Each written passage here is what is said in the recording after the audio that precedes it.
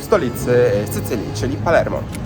Aktualnie przed chwilą wyszliśmy ze statku i teraz 2 km idziemy pieszo w stronę Starego Miasta, w stronę kierunku Katedry di Palermo, czyli właśnie tej katedry Matki Boskiej Niebowziętej tutaj w Palermo.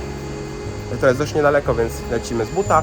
No i właśnie tam lecimy. Również to jest katedra, która miesza dwa style, ponieważ neogotycki z barokiem, ale to za chwilę, jak do niej dojdziemy, to Wam ją pokażę, zobaczycie ją, no i opowiem trochę o niej.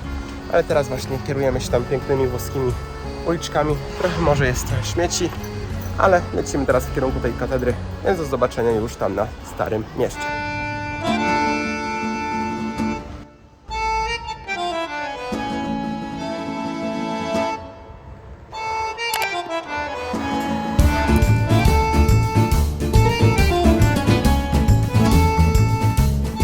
Znajdujemy się właśnie pod teatrem operowym tutaj w Palermo, Teatro Massimo Vittorio Emanuele. Jest to największy teatr właśnie operowy we Włoszech i trzeci co do wielkości w Europie. Również słynie z bardzo dobrej akustyki i właśnie samo słowo Teatro Massimo nie oznacza tylko jako sam budynek teatru, jako teatr, ale również oznacza zespół artystyczny właśnie, który robi te przedstawienia w tym teatrze i operę i nie tylko, więc jak widzicie, dość ładny budynek i robi dość ładne wrażenie i naprawdę fajnie to wygląda tutaj mniej więcej w centrum, niedaleko już do katedry, do której zaraz się kierujemy.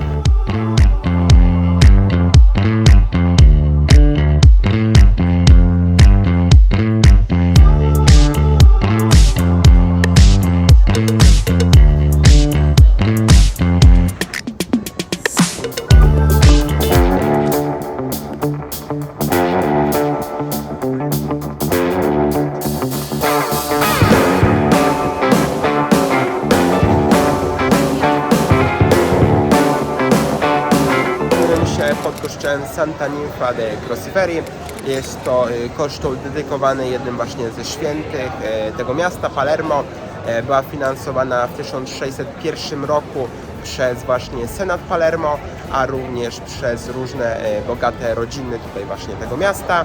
Jest właśnie zlokalizowana na Via Mandequea, czyli jednym z najważniejszych ulic właśnie tutaj w Palermo i właśnie to jest jeden z pierwszych budynków, który właśnie powstał po otwarciu jakby tej ulicy, można by rzec.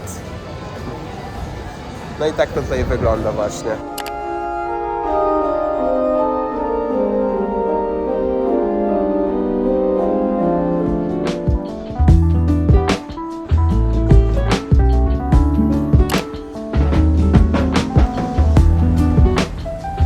Znajdujemy się aktualnie na skrzyżowaniu ulic Quattro Canti. To jest skrzyżowanie właśnie dwóch ulic głównych Palermo, czyli Via Maqueda, którą szedliśmy, i Via Vittorio Emanuele. Druga, najgłówniejsza ulica właśnie Palermo, która prowadzi prosto do katedry, bo to, co szedliśmy, prowadzi właśnie od tego teatru. No i tutaj właśnie w tych kamienicach, jest ich 4 jak widzicie, to każde piętro coś symbolizuje, ma jedną figurkę. Widzicie, tu jest pierwsze piętro i te figurki, tutaj za mną też, i one symbolizują 4 pory roku, zaś drugie piętro, jak widzicie tutaj, o proszę bardzo, zaś drugie piętro symbolizuje właśnie 4 królów Hiszpanii, którzy władali właśnie Sycylią, a ostatnie piętro w każdej z kamienic, gdzie jest właśnie posąg środkowy, symbolizuje 4 dziewice, 4 patronki właśnie Palermo, z czego właśnie jedną to jest nimfa, ta, której właśnie tamten kościół jest poświęcony.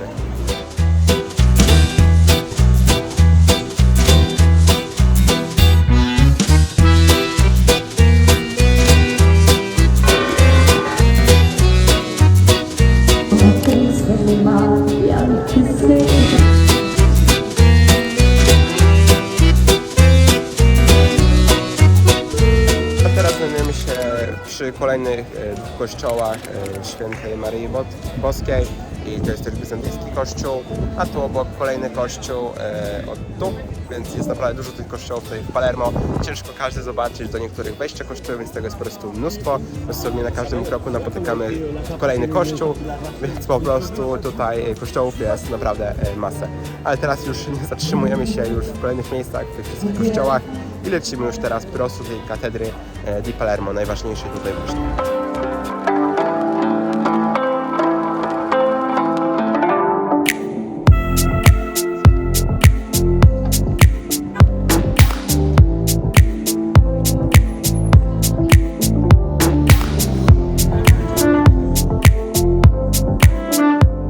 Znajdujemy się wewnątrz Casa Professa, czyli kościele jezuitów, który właśnie powstał po ich przybyciu tutaj na Sycylię w 1536 roku do 1632 roku.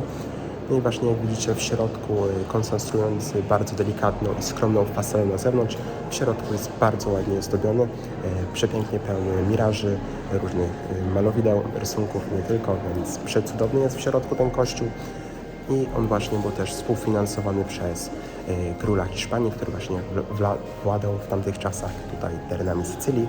No i właśnie co chciałem jeszcze wspomnieć, to że ten kościół w 1943 roku był bombardowany, ale później go naprawiono. Jak widzicie, w tym momencie jest po prostu cudny i bardzo warto go zobaczyć, ponieważ ta fasada, w sensie nie fasada, bo fasada jest skromna, ale środek, wnętrze tego kościoła jest po prostu cudowne.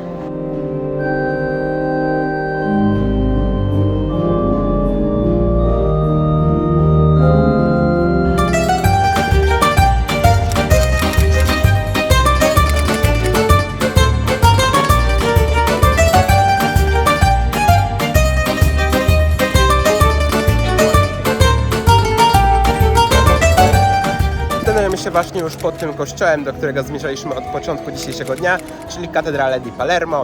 Jest to katedra kościół Maryi Panny w Niebowziętej. No i właśnie on powstał w 1185 roku na zlecenie normańskiego arcybiskupa Guglielmo Oltemero. No i właśnie tutaj on powstał. Powoli na początku powstał w stylu normańskim, był dość prosty, później dodawano styl barocki, gotycki, potem również renesansowy, a nawet mauretańskie elementy w swojej stylu, więc jest to taka duża mieszanka stylów i niektórzy krytycy mówią, po prostu krytykują to, ale mimo wszystko znajduje się ta katedra, ten kościół na światowej liście dziedzictwa kulturowego UNESCO. No i właśnie on tutaj się znajduje w centrum mniej więcej właśnie, niedaleko tych głównych ulic, właśnie przy głównej ulicy, tej z tych dwóch. No i właśnie zaraz wejdziemy do środka, bo można tam wejść. Na dach tutaj też podobno można wejść, ale nie jestem pewien, czy to jest dodatkowo płatne, więc zobaczymy, czy wyjdziemy. No ale tak, zwiedzimy kawałek ten właśnie tej katedry, tego pięknego kościoła. No i potem lecimy już z powrotem na statek, bo wszystkim jest gorąco. Tak naprawdę już ojciec i Franek poszli na statek, a ja zostałem, chwilę tutaj pozwiedzam. No i już też również wracam odpoczywać na statku.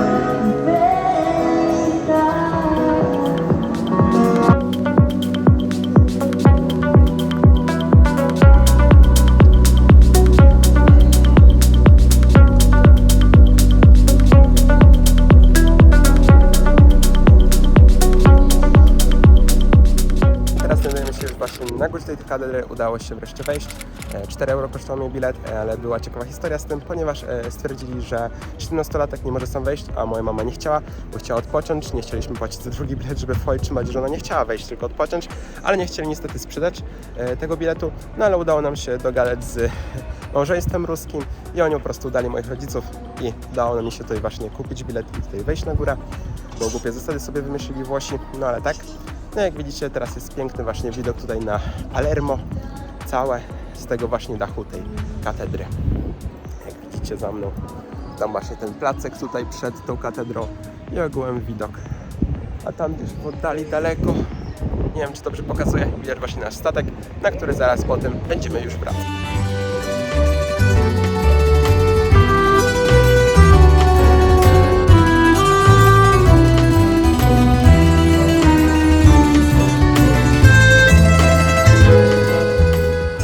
Na statku z powrotem już po obiedzie i teraz właśnie lecę na basen chwilę popływać sobie, dopóki jest otwarty, ponieważ zamykają go o 18. Zresztą 2 godziny, więc dość sporo czasu. Więc lećmy na górę windą na basen, na głównym deku.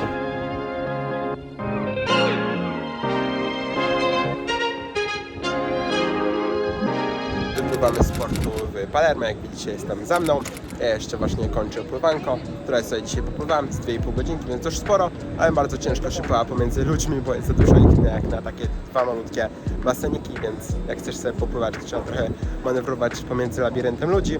No ale już wypływamy i kierujemy się w kierunku Napoli, do której dopłyniemy dziś w nocy czy jutro nad ranem, więc zobaczę Was wszystkich już tam, czyli w naszym bardziej kierunku, ponieważ potem na następnym przystanku już w Livorno wysiadamy i potem wsiadamy do auta, jeszcze może wstąpimy na chwilę do Pizy, która jest niedaleko i będziemy już kierować się w stronę Rimini, gdzie będziemy przez parę dni, a potem wracamy już z powrotem do Polski, znowu musimy się przemieszczać z powrotem do Pizy i potem już do Polski.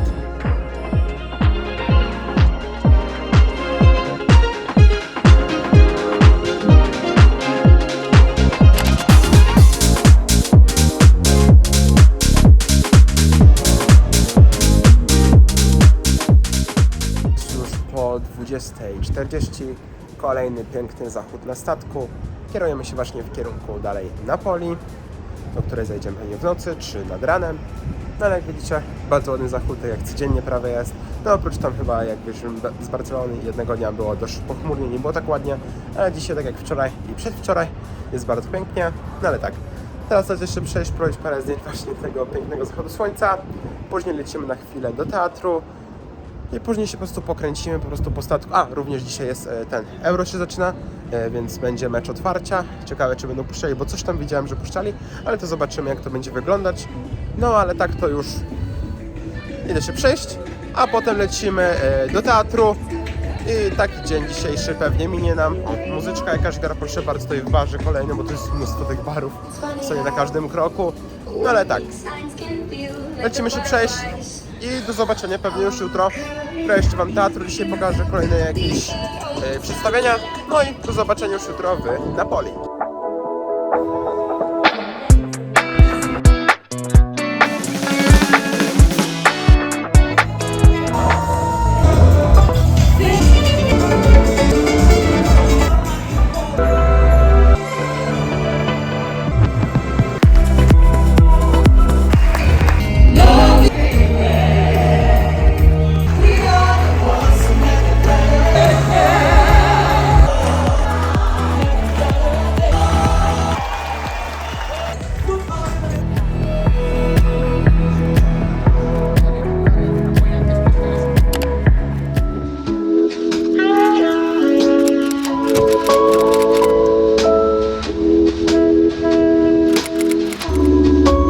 Wszystkich już w Neapolu. Zjechaliśmy właśnie już do Neapolu, tutaj do portu w Neapolu, który jest praktycznie bardzo blisko centrum miasta, dosłownie kilometr, więc przejdziemy wszystko pieszo, tak samo jak wczoraj. Więc zaraz wychodzimy, już jesteśmy po śniadanku. Teraz ja lecę z mamą dzisiaj tylko, ponieważ Franek nie chce, ale też nie chce. No więc ja lecę się przejść kawałek właśnie po Neapolu, że tu nie ma do zobaczenia, w sensie trochę jest dużo zamków i nie tylko. I katakomb, ale większość jest też płatnych wejść, nie tylko, więc wszystko jest dość daleko, w sensie blisko, ale daleko, więc no. Ale teraz idziemy, właśnie wychodzimy już ze statku i przyjdziemy się właśnie po kawałku właśnie Neapolu i zobaczymy kawałek właśnie tego włoskiego miasta.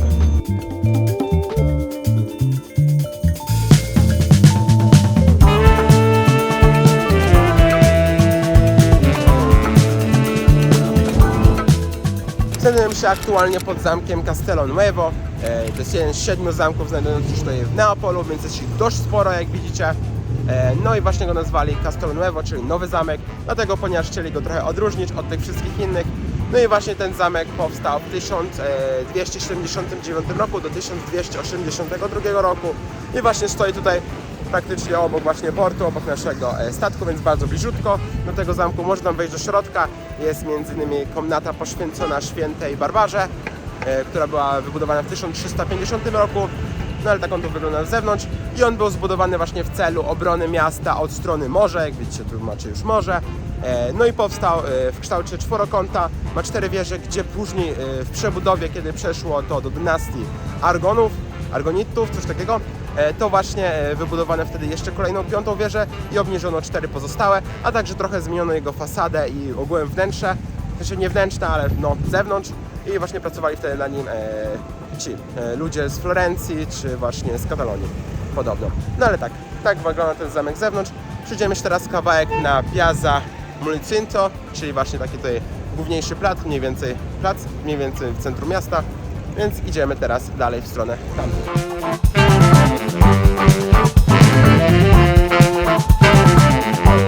Właśnie znajdujemy się pod ekspozycją artystyczną tutaj na Piazza Municipio. To jest kontynuacja tego placu właśnie. No i właśnie to jest wystawa artystyczna, w sensie ekspozycja artystyczna Michelangelo Pistoello, Venus of the Rags, czyli Wenus takich jakby śmieciowych ubrań. I jak widzicie, macie tutaj właśnie stertę ubrań, ciuchów, no i nagą kobietę. Ma to również przedstawiać dużo rzeczy, każdy może to interpretować na swój sposób. Między innymi właśnie też wskazuje na konsumpcyjny tryb życia ludzi, że tak bardzo zużywamy dużo ubrań i nie tylko. No i właśnie ta tutaj to stoi mniej więcej już od roku, bo od 2023 roku, od 28 czerwca, czyli no już rok prawie cały.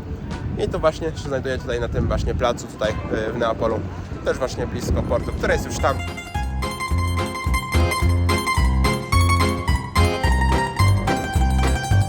To wcześniej nie wspomniałem, to że właśnie również ten zamek kiedyś był otoczony tutaj fosą, więc kiedyś tutaj była woda, fosa dookoła tego zamku, ale już, no już teraz nie ma, jak widzicie, ale kiedyś była.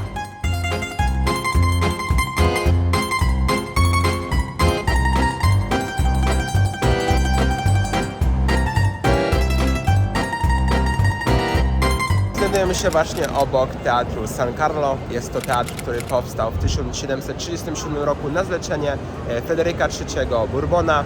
Jest to pierwszy władca tej dynastii, który zasiadał na tronie napoleońskim. Tutaj właśnie macie ten teatr, jak widzicie za mną, tu jest napis. No i właśnie tam się wchodzi do niego do środka, a tu obok jest taka jakaś ładna galeria handlowa, czy jakieś po prostu budynki. Nie wiem dokładnie co to jest.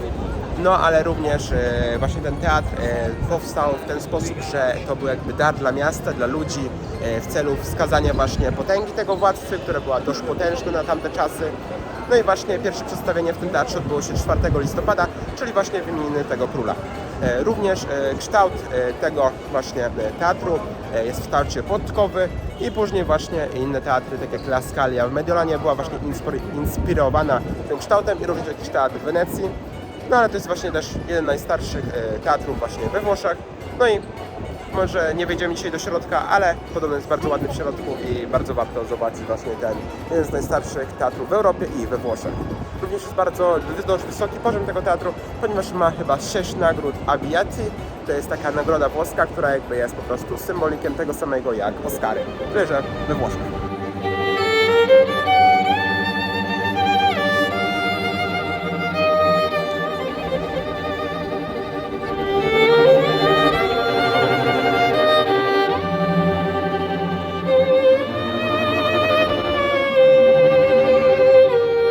Znajdujemy się właśnie na dziedzińcu Palazzo Reale, czyli Zamku Królewskim, jednej z 4 rezydencji dynastii Bourbonów. Właśnie w nim jako jednym z 4 zamków mieszkali właśnie tutaj w Neapolu. Jest to zamek, który jest połączony bezpośrednio właśnie z tym teatrem, o którym mówiłem wcześniej, gdzie właśnie król nawet bezpośrednio od zamku przejście do jakby łoży królewskiej w tym teatrze, więc tak nie musi wychodzić z zamku, z terenu zamku. Do zamku właśnie weszliśmy i się wchodzi przez Piazza de Pubblicito, czyli właśnie plac publiczny, który jest o tam i właśnie tam tędy weszliśmy. No i tam też na ścianie, jak widzieliście, z tamtej strony znajdują się posągi i to są właśnie posągi władców tutaj właśnie tej dynastii Bourbonów i właśnie władców tutaj Neapolu, tam są posągi. No ale chwilę przyjdziemy po tym dziedzińcu.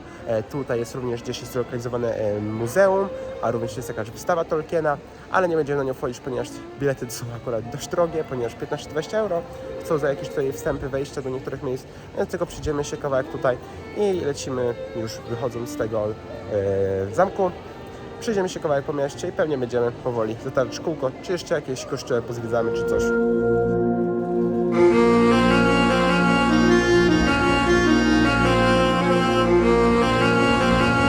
Z tego dziedzińca jest takie jakieś okienko na widok na właśnie stronę morza i tam jak widzicie widać właśnie nasz statek MSC Grandiosa.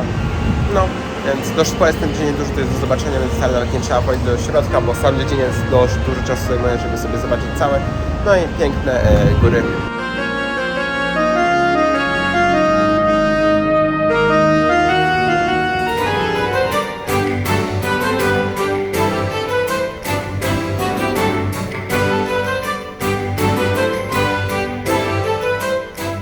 Znajdujemy się właśnie pod kościołem San Francisco di Paola, znajdującym się na zachodniej stronie właśnie placu Plebiscito, czyli właśnie tego głównego placu publicznego tutaj w Neapolu. Został on wybudowany na zlecenie Joachima Murata, władcę tamtych czasów właśnie Neapolu, był to również szwagier Napoleona.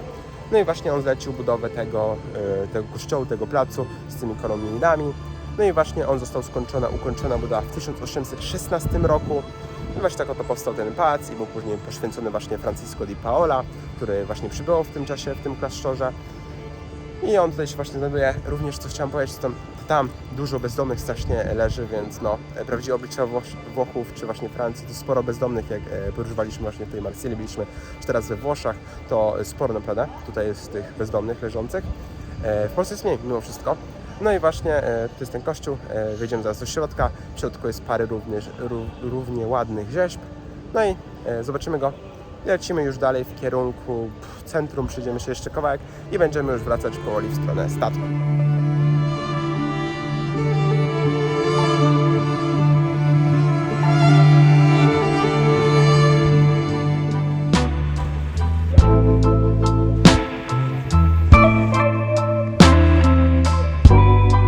Właśnie obok tego kościoła przyjdziemy kawałek dalej i tutaj po takich schodkach z takiego małego tutaj placu, który się tam znajduje.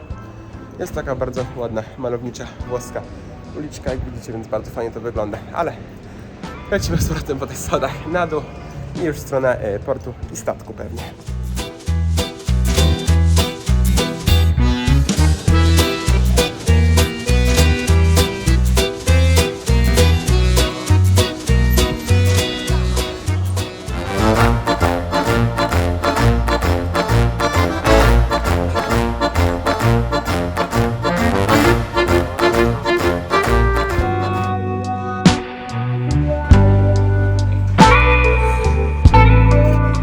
Teraz jesteśmy już z powrotem na statku, jemy właśnie sobie na deser lody cytrynowe, tutaj obok nad basenem, który jest obok mnie. Po obiedzie również zjedliśmy obiad, no i teraz jemy pyszne cytrynowe lody z baru, a tutaj macie właśnie basenik i cieplutką, fajną włoską pogodę. Więc zaraz sobie zjemy lody, później pójdę się przebrać, popływamy sobie trochę w basenie, może potem na kolację, do teatru i tak jakoś dzień ostatni nasz minie, ponieważ to jest również też ostatni dzień właśnie na tym statku, bo do 24 musimy bagaże spakować i wystawić przed pokój, bo jutro o 8 rano musimy wyjść z pokoju. Wywalają nas, do 8 rano musimy opuścić pokój, więc no, trzeba rano wstać, opuścić pokój, potem chwilę możemy jeszcze się pokręcić po statku, zjeść śniadanie na spokojnie, ale to już z bagażami, bo musimy zwolnić pokoje na kolejnych gości. No teraz jemy lody.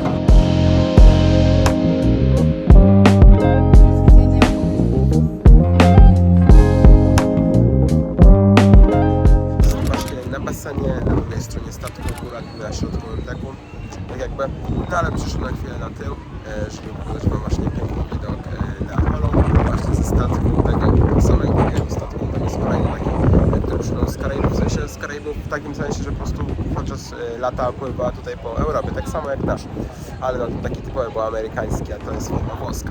No ale tak, widzicie właśnie tutaj piękny widok na Neapol, tutaj właśnie jest ten zamek pierwszy, który widzieliśmy. No i tam dalej więcej tych kościołów i tam na górze też kolejny zamek, bo jest ich sporo właśnie, 7 tutaj było. No ale tak, bardzo ładny widok tutaj z portu właśnie statku, który jest praktycznie dosłownie obok centrum miasta, więc bardzo fajnie to wszystko wygląda.